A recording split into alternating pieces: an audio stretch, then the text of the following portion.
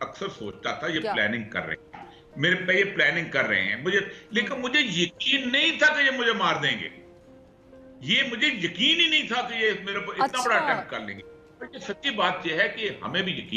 जय हिंद दोस्तों, मैं महेंद्र शर्मा स्वागत करता हूं वन वर्ल्ड हिंदी में आपका। उम्मीद करता हूं आप खुश और स्वस्थ है। दोस्तों आइए दिखाते हैं पाक मीडिया की एक और लेटेस्ट डिबेट, जिसमें कैसे डिस्कशन किया जा रहा है कि इमरान खान पे जो हमला हुआ था उस पर कहीं न कहीं पाकिस्तान में अब एक कंट्रोवर्सी और पॉलिटिकल इंस्टेबिलिटी फिर से आने लग गई है, क्योंकि इमरान खान अब अपनी ही हुकूमत लाने के लिए वापस पाकिस्तान की इस हुकूमत पे हमले की जिम्मेवारी ठोक रहा है। दूसरी तरफ इसको कैसे पाकिस्तान में अब ज़्यादा भाव नहीं दिया जा रहा है, तो कैसे पाकिस्तानी ये चाटुकारी मीडिया अब इसकी चमचागिरी करने लगे हैं। ये ओरियो और फिजा खान की इन बातों से और इस डिबेट से भी लग रहा है, क्योंकि आने वाले समय में पाकिस्तान में सिर्फ और सिर्फ अगर कुछ होगा तो सिर्फ और सिर्फ पॉलिटिकल इंस्टेबिलिटी ही आएगी, और वहाँ की जनता और पाकिस्तान की जनता का जो विश्वास है वो भी लगभग पाकिस्तान के राजनीतिज्ञों से उठ चुका है। क्योंकि पाकिस्तान में इमरान खान पे हुए हमले के बाद पाकिस्तान में जो आतंक और तांडव सड़कों पर फैला था और पाक आर्मी के खिलाफ भी खड़े हुए थे, उसमें कहीं ना कहीं आग में घी डालने जैसा काम ये पाकिस्तानी मीडिया अब कर रही है इमरान खान की चाटुकारिता में। तो दोस्तों देखिए डिबेट और कमेंट में अपनी प्रतिक्रिया जरूर दें।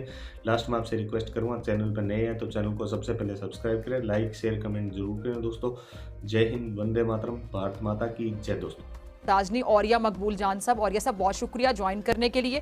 अच्छा औरिया साहब, ये जो इनके स्केड्यूल में तब्दीली का ऐलान किया गया और जो मार्च का आगाज़ है, पहले मंगल का बताया जा रहा था, अब ये आगे चला गया है, तो आपको इसकी क्या वजह समझ आती है? साथ ही मैं आपसे भी जानना चाहूँगी कि ये जब ये नाखुशगवार वाक़या पेश आया उसके बाद आपकी अस्पताल में खान साहब से मुलाकात भी हुई, तो आपने अपनी आंखों से क्या देखा? क्या मोराल था कौम के कप्तान खान साहब का? मतलब और ज़्यादा बाहिम्मत नज़र आ रहे थे और उनका हौसला पस्त नहीं हुआ। आपने क्या देखा? देखिए, हाँ, मैंने वैसे इतने हौसले वाला शख्स मैंने अपनी जिंदगी में नहीं देखा। मतलब आप खुद सोचें कि जिस तरह का ये वाकया है, जिसके ऊपर इस वक्त इंतहाई फजूल गुफ्तगू हो रही है, कि ये वाकया कम से कम 50-60 हजार लोगों की मौजूदगी में हुआ है। इस वाकये के कम से कम 25-30 कैमरा जो है लाइव कैमरा गवाह हैं। इसके अंदर कम से कम 100-200 साफी मौजूद हैं।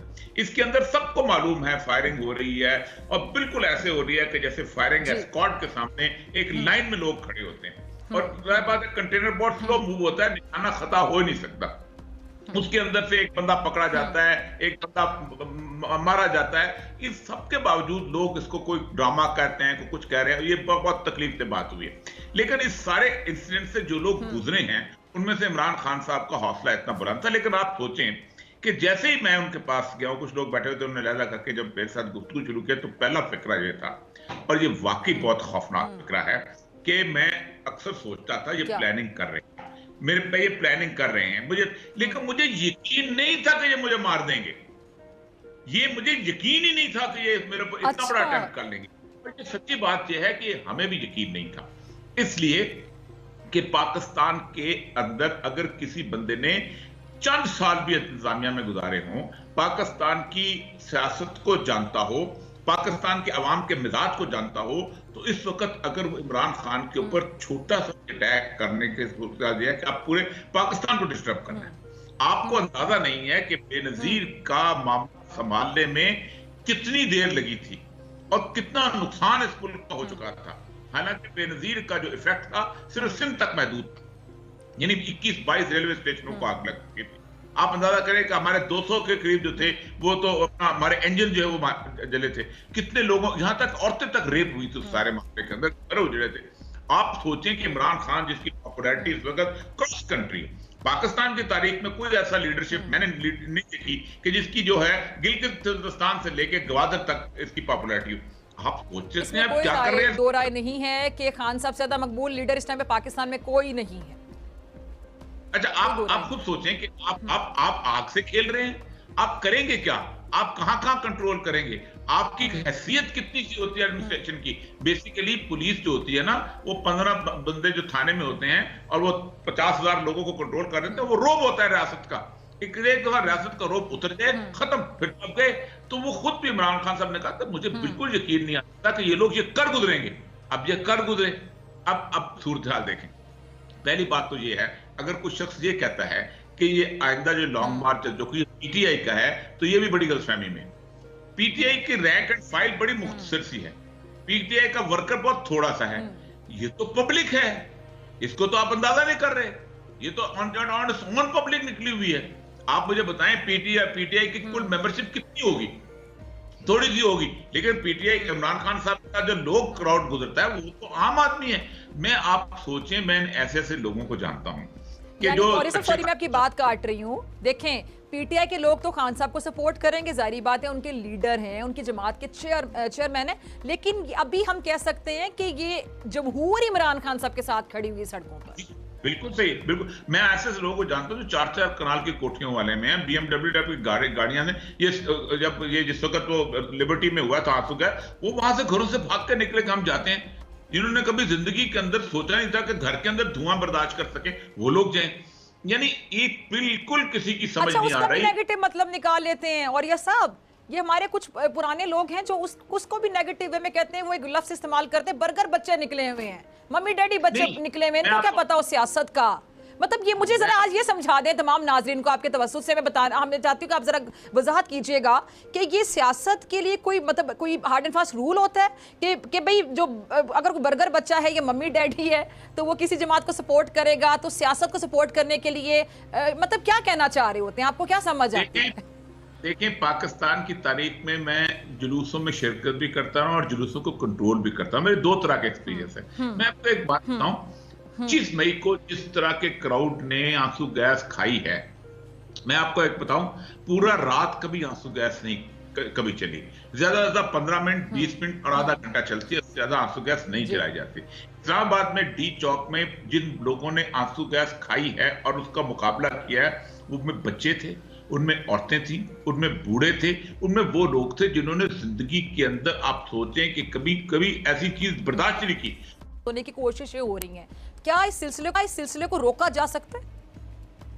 देखिए, ये काफी अरसे से ये काम शुरू है और ये काम इन्होंने बेसिकली सीखा है CIA और इन बड़ी तंजीमों से जो इस तरह की ब्लैकमेलिंग किया करती थी एक जमाने में, मुख्तलिफ लोगों की वीडियो लीक, ऑडियो लीक और बहुत सी चीजें निकाल के।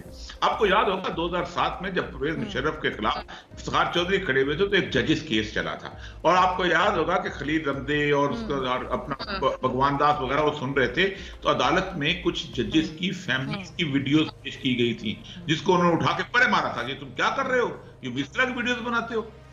फिर उसके बाद सूरत हाल ये कि अब उन्होंने इतना तो ऑब्वियस नहीं करते कि हर बंदे को ब्लैकमेल करने के लिए उसके घर की, उसके बाकी लोगों की वीडियोस बनाई होती है, कॉल टेप किए होते हैं। मैं आपको बताऊं, हम जब डिप्टी कमिश्नर होते थे तो उस जमाने में तो बहुत मुश्किल से बकायदा रिटर्न ऑर्डर पास होता था कि फलां बंदे का खत जो है ना उसको हमने देखना है। तो एक मशीन होती थी जिसमें वो तो उसे कहते हैं ना भाप होती थी, उसके अंदर से गुजारा जाता था, वो खत खुल जाता था, उस खत को फिर कॉपी करके फिर वापस बंद करके उसको रख दिया जाता था ज्यादा से ज्यादा। या कभी कभी किसी को कहा जाता था बैटरी लगा के टेलीफोन टेप करना, वो भी उस वक्त कोई बंदा अगवा हो गया उसको देखना है खास तौर पे, या कोई बंदा क्रिमिनल ऐसी एक्टिविटी में मौला है उसको दे। यहाँ तो हवा का हवाई बिगड़ चुका हुआ है। यानी आजम स्वाति ने जो जिस तरह वो चीखा है, ये पूरे पाकिस्तान के मुंह पे तमाचा है। अब आप अंदाजा करें कि वो कहता है कि मैं सुप्रीम कोर्ट में ठहरा था या हाई कोर्ट में ठहरा था या फला, किस बात हो रही है कि ये हमारे रेस्ट हाउस में नहीं ठहरा था, वो कहता है हाई कोर्ट वाले कहते हैं हमारे में नहीं ठहरा था, वो कहता है जुडिशियल कोर्ट। ओ भाई, ये थाने के जुरिस्डिक्शन का केस है, तुम सुओ मोटो लो, तुम देखो उस बंदे को भेजी किसने है। सबसे ज्यादा जलालत ये हुई है कि जब वो वीडियो पे बंदा रोया है तो हमारे कुछ 2 नंबर किस्म के साफियों ने ये कहना शुरू हुआ, मैंने देख लिया है, वो तो फेक है। दूसरी ने कहा मैंने देख लिया है, ये तो फेक है। FIA ने आके, ओ भाई, फेक वीडियो भी अगर किसी की बनाई गई है तो क्या आप किसी बंदे को डिफेम करने के लिए, बदनाम करने के लिए, क्या आप उस बंदे को नहीं पकड़ेंगे कि किसी ने उसको वीडियो भेजी है? ये इस हद तक हम बेहिस हो चुके हैं माशरे के अंदर, इस हद तक हम ज़लील और रुस्वा हो चुके हैं, इस हद तक हम बेशर्म हो चुके हैं माशरे के अंदर। अच्छा, और ये सब ये इमरान खान साहब ने तो वाजे कर दिया कि जी वो इंतखाबात की तारीख लिए बगैर वापस नहीं लौटेंगे। कुछ दिन पहले मैंने उनका इंटरव्यू किया था कंटेनर पे जाकर, तो उन्होंने, तब मैंने भी पूछा था कि अगर आपको कुछ महीने आगे की तारीख, ये इस वाक़े से 2 दिन पहले की बात है जब ये नाखुशगवार वाक़या पेश आया फायरिंग का, तो तब मैंने उनसे पूछा कि अगर आपको कुछ दिन आगे की डेट दे दी जाती, कुछ महीने आगे की, तो आपके लिए एक्सेप्टेबल होगा, आप अग्री करेंगे, कॉम्प्रोमाइज़ करेंगे? तो उन्होंने कहा कि ये तहरीक चलती रहेगी, ये तहरीक फिर रुकेगी नहीं, यानी इंतखाबात की उनको तारीख चाहिए, फिल फॉर तारीख चाहिए। तो आपको लगता है कि ये जो हुकूमत है ये घुटने टेक देगी जब बाकी इतनी बड़ी तादाद में? फिर खान साहब ने ये भी बोला मेरे इंटरव्यू के दौरान कि जब 20 लाख लोग वहां जमा हो जाएंगे तो ये प्रेशराइज होंगे, इन्हें हमारा मुतालिबा मानना पड़ेगा।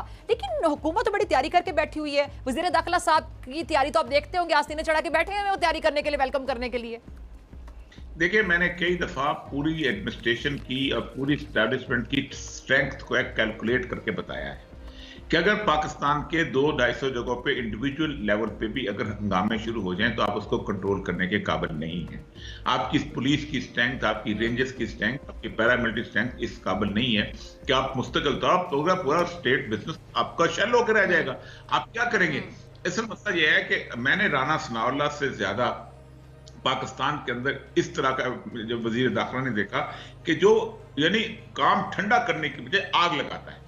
ऐसे लोग जो हैं बदमाशों के डेरों पे होते हैं जो इंतकाम लेने के चक्कर में हम उसको देख लेंगे, हम उसको ये कर देंगे, हम उसको फलां जेल में भेजेंगे, उसको।